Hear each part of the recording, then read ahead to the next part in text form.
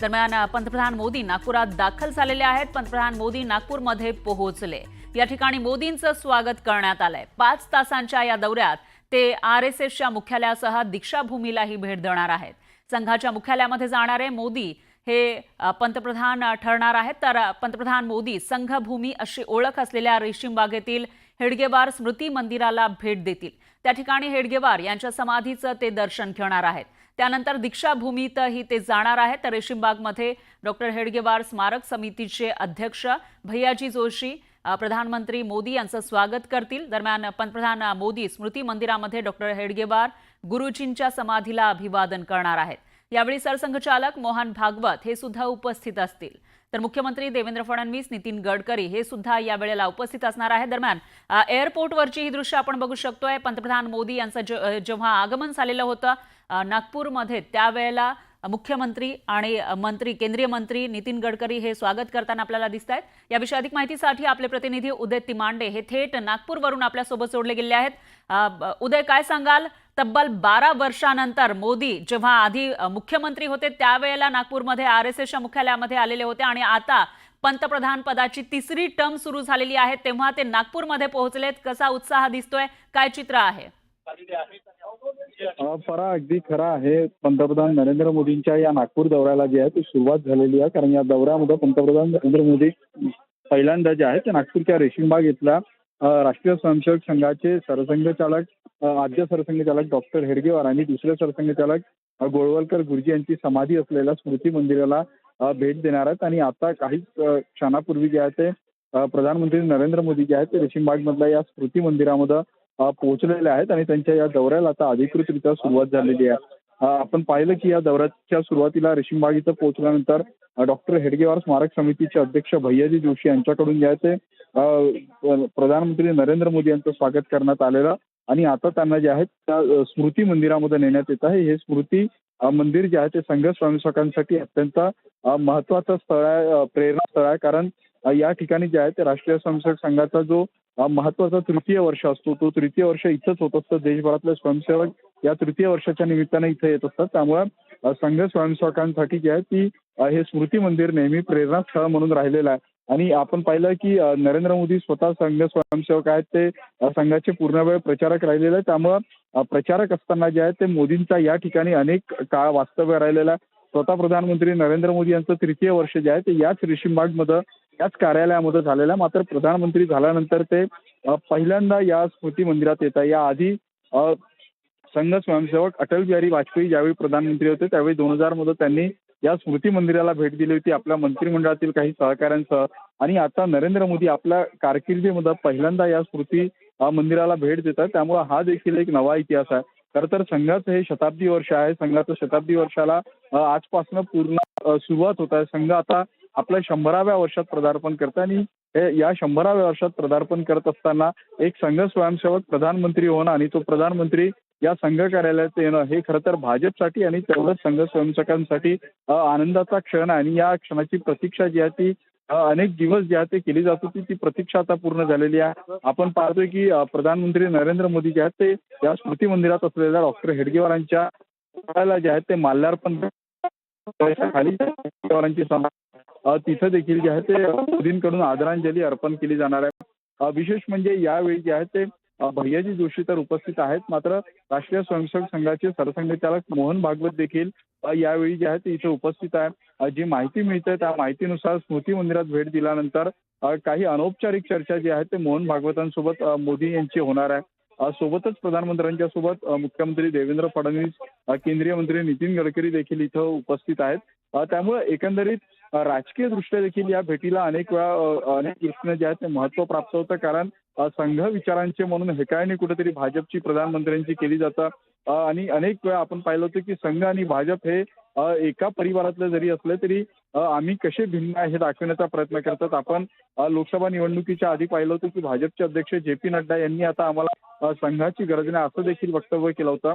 आणि काही दिवसाआधी मोदींनी जे पॉडकास्टला इंटरव्ह्यू दिला होता त्या पॉडकास्टच्या इंटरव्ह्यूमध्ये जे आहे ते संघाच्या कार्याचा गौरव केला होता। त्यामुळं 100वं वर्ष पूर्ण होत असताना संघ आणि भाजप जो संघ परिवार आहे तो परिवार एकत्रितपणे आणण्याचा प्रयत्न जो आहे तो एक नवा संदेश देण्याचा प्रयत्न जो आहे तो या भेटीच्या निमित्तानं इथं केला जातोय आणि या भेटीला सुरुवात झालेली आहे. त्यामुळे पुढचे साधारण 20 मिनिटं जे आहेत ते मोदी या संघ कार्यालयात असणार आहेत आणि संघाचे शीर्षस्थ जे नेते आहेत त्यांच्यासोबत जी आहे ती मोदींची ही सगळी चर्चा असणार आहे. त्यामुळं ही भेट जी आहे ती या गुढीपाडव्याच्या निमित्तानं म्हणजे मराठी नवीन वर्षाच्या निमित्तानं नागपूरमध्ये होत असलेली ही भेट संघाचं सुरू होत असलेलं 100वे वर्ष त्यामुळे अनेक अनुषंगानं पाहिली तर मोदी यांची ही संघ कार्यालयातली भेट जी आहे ती अतिशय महत्वाची असणार आहे.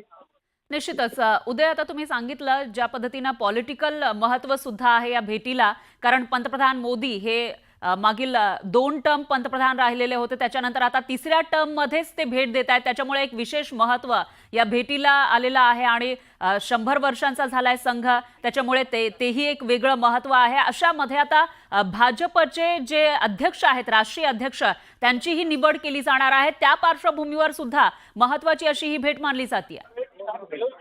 खरं, अगदी खरं. आपण ज्या अर्थानं पाहिलं की राजकीय दृष्ट्या ही भेट महत्वाची आहे. खरं तर भाजपचे जे राष्ट्रीय अध्यक्ष आहेत जे पी नड्डा त्यांचा कार्यकाळ जो आहे तो पूर्ण झालेला आहे. त्यामुळं भाजपला या नवीन वर्षामध्ये म्हणजे एप्रिल महिन्यामध्ये जे आहे ते नवीन राष्ट्रीय अध्यक्ष भेटणं अपेक्षित आहे. तो राष्ट्रीय अध्यक्ष कोण असावा, तो संघ स्वयंसेवक असावा, संघातून आलेला असावा, अशा अनेक चर्चा ज्या आहेत गेले अनेक दिवस रंगत होत्या आणि त्या पार्श्वभूमीवर आज ज्यावेळी मोदींची जी आहे ते संघांच्या ज्येष्ठ नेत्यांसोबत म्हणजे स्वतः सरसंघ चालकांसोबत जेव्हा भेट होईल त्यावेळी या सगळ्या विषयांवर जी आहे ती चर्चा होण्याची शक्यता नाकारता येत नाही. कारण काही दिवसांआधी आपण असं देखील ऐकत होतो की राज्याचे मुख्यमंत्री देवेंद्र फडणवीस हे भाजपचे राष्ट्रीय अध्यक्ष होऊ शकतात का, आज ते देखील या बैठकीमध्ये जे आहे ते उपस्थित असणार आहे. त्यामुळे या भेटीमध्ये राष्ट्रीय अध्यक्षाच्या पदाच्या बाबतीत चर्चा होईल का, हा प्रश्न तर आहे.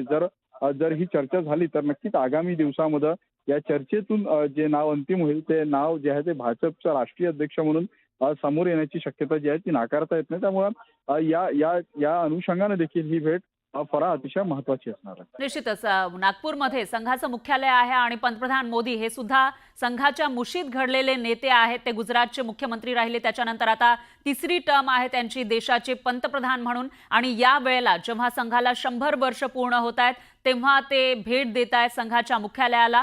त्याच्यामुळे एक वेगळं महत्व या भेटीला प्राप्त झालं आहे. दरम्यान सध्या आपल्याकडे जी दृश्य येत आहे त्याच्यामध्ये पंतप्रधान मोदींचा ताफा हा RSSच्या मुख्यालयाकडे येताना दिसत होता. सध्या पंतप्रधान मोदी कुठे आहेत आणि सध्याचे जे कार्यक्रम आहेत ते कशा पद्धतीने सुरू आहेत त्यांचे? नक्कीच प्रधानमंत्री नरेंद्र मोदी यांचं काहीच मिनिटांपूर्वी जे आहे ते नागपूरच्या या रेशीमबाग मंदिरामध्ये आगमन झालेलं आहे. इथं आगमन झाल्यानंतर सुरुवातीला या स्मृती मंदिराचे अध्यक्ष भैयाजी जोशी स्वागत करण्यात आलं. त्यानंतर सरसंघचालक मोहन भागवत आणि प्रधानमंत्री यांची जी आहे ती भेट झाली आणि या भेटीनंतर आता प्रधानमंत्र्यांना जे आहे ते रेशीमबाग मधलं हे जे स्मृती मंदिर आहे जिथं डॉक्टर हेडगेवार आणि गुरुजींची समाधी आहे त्या ठिकाणी आता मोदी पोहोचलेले आहेत आणि तिथं त्या मंदिरामध्ये असलेल्या डॉक्टर हेडगेवार यांच्या पुतळ्याला जे आहे ते मोदींकडून पुष्पहार जे आहे ते अर्पण करण्यात येतो आणि थोड्या वेळात या पुष्पहार अर्पण केल्यानंतर या पुतळ्याच्या समोर असलेल्या गुरुजींच्या स्मृतीस्थळाला जे दुसरे माधव सदाशिव गोळवलकर त्यांच्या स्मृतीला जे आहे ते अभिवादन केलं जाणार आहे. आणि आता गेल्या 11 वर्षामध्ये म्हणजे मोदी पंतप्रधान झाल्यानंतर या स्मृती मंदिरामध्ये अनेक बदल जे आहेत ते झालेले आहेत. विस्तारित इमारत या सगळ्या परिसरात बांधण्यात आलेली आहे. संघाचे जे सेवा प्रकल्प आहे, संघाचे जे इतर परिवारातल्या संस्था आहेत त्यांचे काही कार्यालय या परिसरामध्ये त्या सगळ्या गोष्टींची माहिती जी आहे ती प्रधानमंत्र्यांना दिली जाणार आहे. खरं तर हा परिसर प्रधानमंत्र्यांसाठी नौका नाही आहे, कारण संघाचं 3य वर्ष देखील प्रधानमंत्र्यांनी याच कॅम्पसमध्ये जे आहे ते पूर्ण केलेलं आहे. प्रचारक म्हणून अनेक काळ इथं वास्तव्य राहिलेलं, त्यामुळे हा परिसर मोदींनी जे काही विस्तारित काम इथं झालेलं आहे, जे काही कार्यालय इथं आलेले आहेत त्या संघाचे जे इथले भाग संघचालक असतील किंवा जे संघाचे मोठे पदाधिकारी असतील त्यांच्याकडून त्यांना दिली जाणार आहे. आगामी 100 वर्षामध्ये संघानं काही पंचसूत्री हातात घेतलेली आहे. त्या पंचसूत्री कशा असतील, त्याची अंमलबजावणी कशी केली जाईल, या सगळ्या बाबतीतली सविस्तर माहिती जी आहे ती प्रधानमंत्र्यांना संघाकडून वर्ष म्हणून साजरा करण्याचा निर्णय घेतलेला. म्हणजे पंचसूत्री राबवत असताना सेवा कार्य अधिक कसे करता येईल त्या सेवा कार्याची माहिती देखील जी आहे ते प्रधानमंत्र्यांना दिली जाणार आहे. कारण अनेक वेळा आपण पाहिलं होतं की सरसंघचालक ज्यावेळी व्यासपीठावरून बोलतात त्यावेळी ते बोलतात की नागरिकांनी जबाबदार होणं आवश्यक आहे. प्रत्येक काम सरकार करू शकत नाही. संघ स्वयंसेवक काम करतात. जोपर्यंत या गोष्टींना घेऊन आग्रही होणार नाही तोपर्यंत समाजात बदल घडणार नाही. त्यामुळे आता या ठिकाणी सामाजिक संस्था म्हणून संघ आणि सरकार म्हणून प्रधानमंत्री हे दोन नेते, या ठिकाणी आलेले आहेत. त्यामुळं संघाचं 100वे वर्ष साजरे करत असताना संघाला अपेक्षित असलेली पंचसूत्री आणि सेवा कार्य या सगळ्या गोष्टींची माहिती जी आहे ती मोदींना देण्यात येईल आणि सरकारकडून या सगळ्या पंचसूत्रीच्या बाबतीत असेल, सेवा कार्याबाबतीत असेल, कशी काय मदत केल्या जाऊ शकतं, लोकांच्या आयुष्यामध्ये बदल करायचा असेल तर तो कसा घडवला जाऊ शकतो या सगळ्या बाबतीत देखील फार चर्चा होण्याची शक्यता आहे. निश्चितच उदय, धन्यवाद तुम्ही दिलेल्या या सविस्तर माहितीसाठी. या दौऱ्याचे अपडेट आपण तुमच्याकडून घेत राहूयात.